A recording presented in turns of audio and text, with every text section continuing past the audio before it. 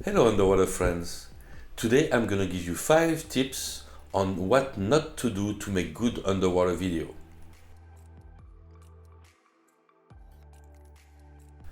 Tip number 1. Don't damage the environment.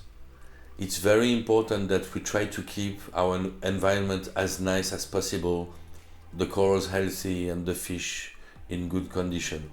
So make sure you don't damage the environment. Tip number 2. Don't move or shake all the time. You really want to try to keep steady.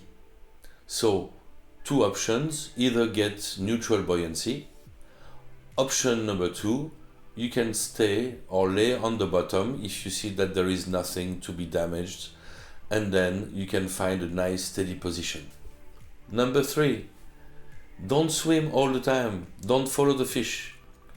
The best way to take a nice picture or video is to stay in one place, find the good composition, nice corals, nice everything, and then when your big animal, the turtle or whatever you were looking for, comes, then you have it in a very nice frame and it's gonna make a much better video.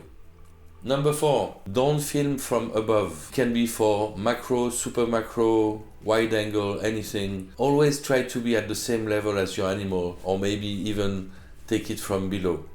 Okay? You're gonna have a much nicer contrast, a much nicer 3D perspective. And finally, tip number 5, don't lose interest. Diving is for fun, is to enjoy and see good things and have a great moment.